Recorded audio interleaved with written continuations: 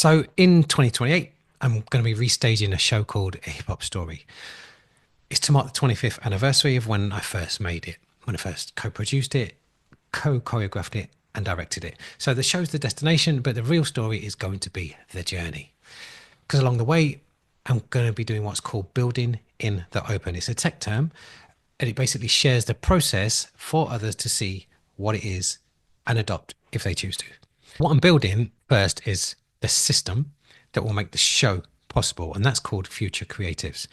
It's about proving what I've been banging on for about the last 4 years about that subsidized arts, culture, and entertainment can be created differently. Because right now there really needs to be an alternative, right? Because in my opinion, in the last 30 years, it's kind of gone from bad to worse. I dream of audiences, fans, and supporters becoming a community so they can actively help promote what gets made and shape what gets made rather than leaving it to the institutions and gatekeepers. The show's the destination and the system is going to be the journey. So a hip hop story, a little bit about the story itself. It follows an MC, MC Sleazy. It's a journey of his self-discovery, and it's a time-traveling story and a classic hero returns structure. So he moves through different moments of hip hop's history. So he's searching for the key elements of the culture that made it truly revolutionary, educational, and it built community. But that's kind of been lost. And he's discovering that is and looking why it's been lost because it's been commercialized and bastardized.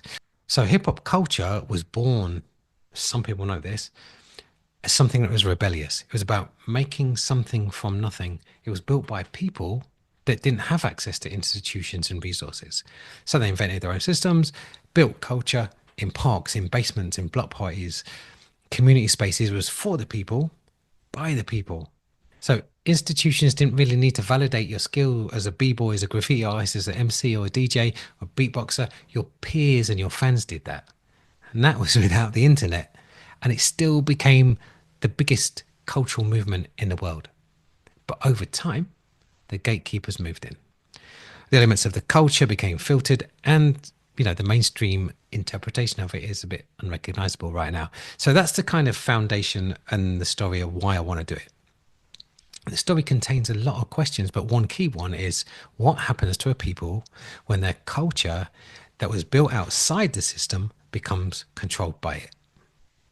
So the story, it kind of really mirrors my own experience in the sense that over my career, I've been an independent artist, founder and artistic director of an NPO, Company Malachi, and then back to being an independent artist. And I'm now the creative director of the Cultural Assembly.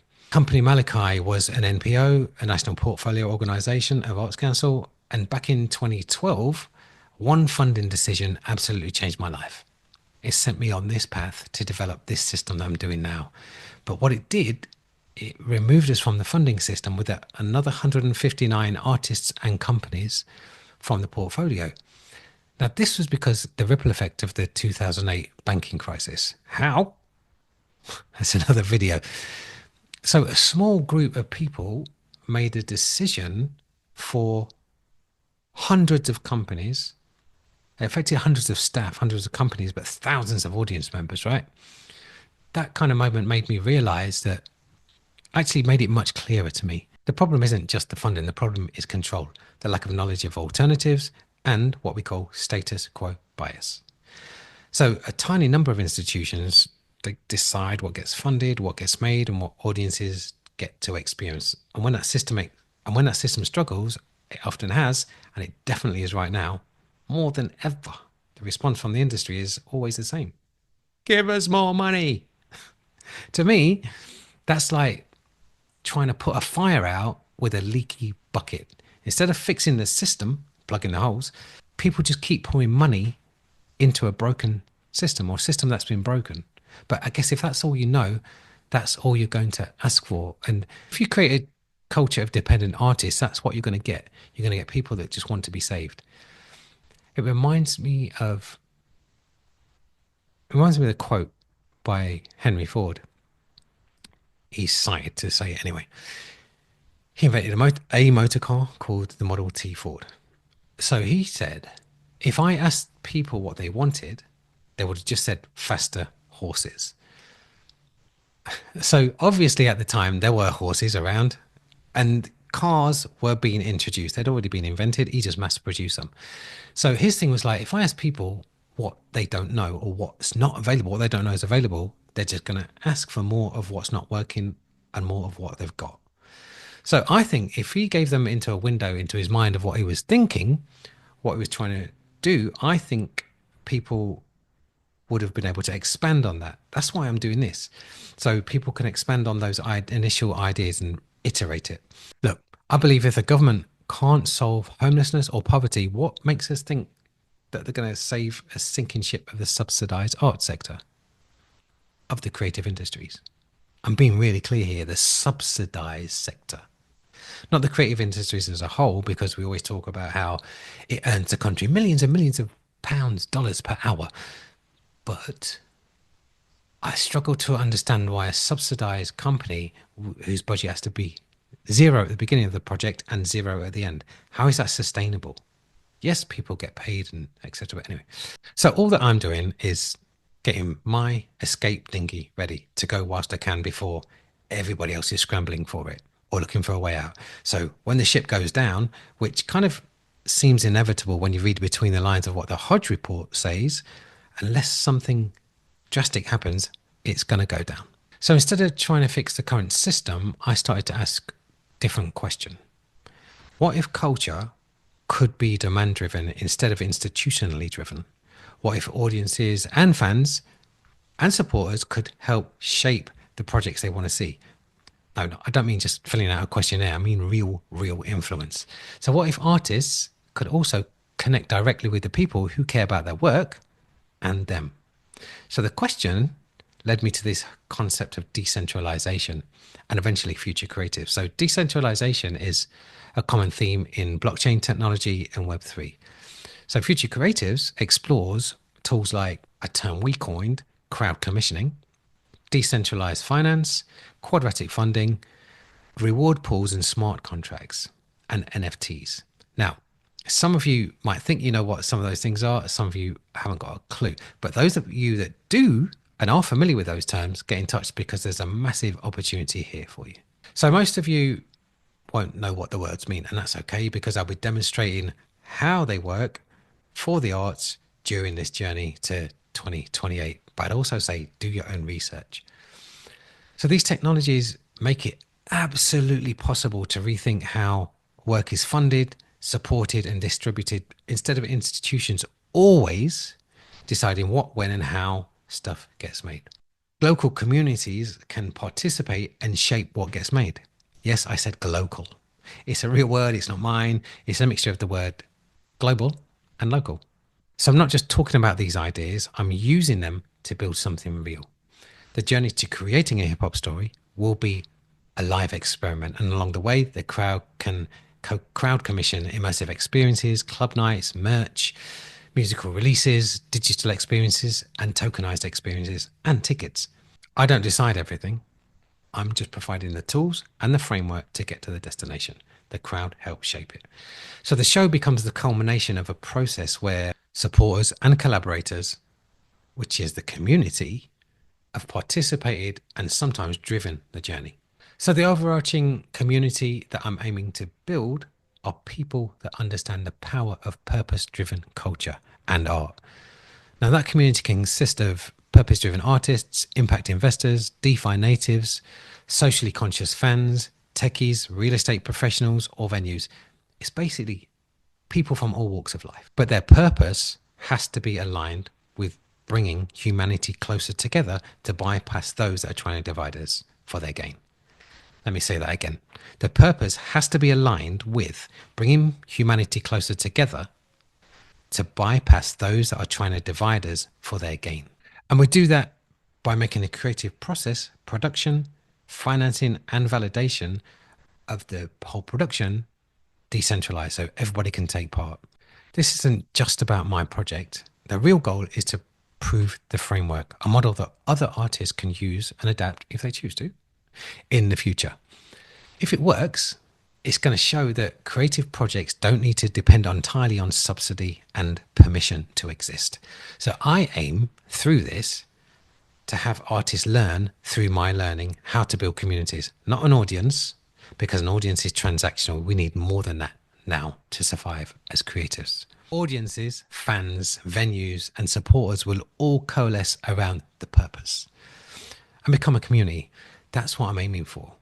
They'll understand how they need to change their relationship with the creative value chain and the things that they want to experience. So that can play a meaningful role in shaping culture, the arts, culture, and entertainment.